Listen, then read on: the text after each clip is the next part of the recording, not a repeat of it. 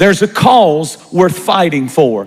Our families are worth fighting for. It's not easy. It's not easy to hold your family together. It's not easy to raise children in the times in which we live. Everything seems to be against the family and against the home. But when we decide that our families are a cause worth fighting for, God said, then I will fight for you. Fight for your family. Fight for your marriage. Don't give up on it. Fight for it. Fight for your wife. Fight for your husband. Fight for your sons and your daughters, because Satan is on a rampage and he wants to destroy the church, but he can't destroy the church without destroying the home. The story is told in the Northeast of a famous attorney who had an alcohol problem.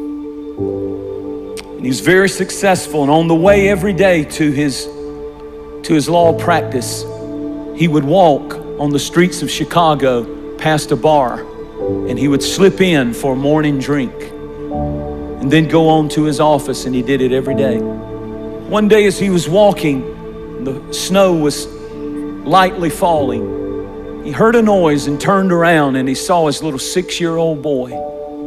Somehow he had slipped away from his mother and slipped out of the house. And when he looked, the little boy was putting his little foot in the big footprint of his dad. The dad had left that footprint in the freshly fallen snow. And the little boy would put his little foot in the footprint of the big steps that his dad was taking. And suddenly, as he was standing outside the door of that bar, and he looked back and saw that that boy was stepping in every one of his footsteps.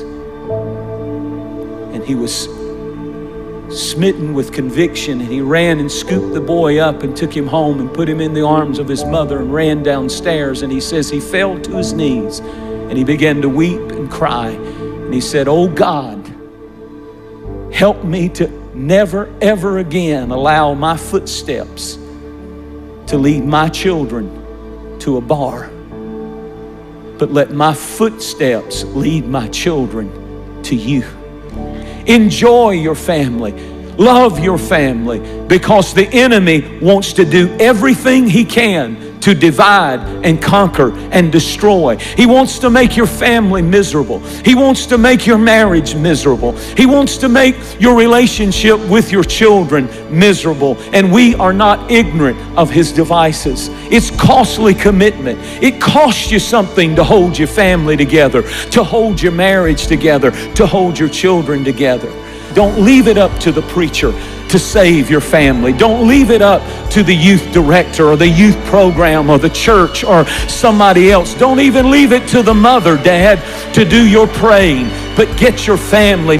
I love the words of Joshua when he said, "As for me and my house, we will serve the Lord." I want to say to parents and people who are here, fight for your family. Stay in their business and stay in their lives. And when you have to stand up and correct them, correct them. If it hinders and hurts and you have all kinds of stuff going on, stand for what's right. Fight for what's right. Stand on the truth. And you know what? They may go wild, they may get crazy, they may get mad, they may go off. But if you have raised them right, if you have raised them in the house, you don't have to be a perfect family. But if you've done your best to bring them to the house of God and to serve the Lord before them, and you've done your best to have God's presence in your home and in your life, there's something that gets on your family that they will never be ever be able to get away from. As a matter of fact, I just want to tell you, there's nothing more important than what you're doing right now. It's more important than a ball game. It's more important. We've lost that. See, we don't believe this old stuff anymore. But I'm going to tell you, beware of dangerous distractions that take you and your family away at critical times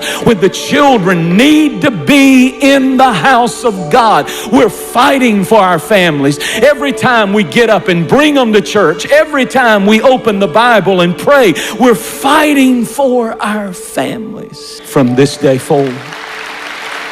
I want to ask you a question. Where are your footprints leading? All that's going to matter when you are on your deathbed is where did my footprints lead them? If you're leading your children to Jesus, if you're leading them to serve Him above all, prioritizing Him above all, then you're leaving the greatest legacy any parent can ever leave.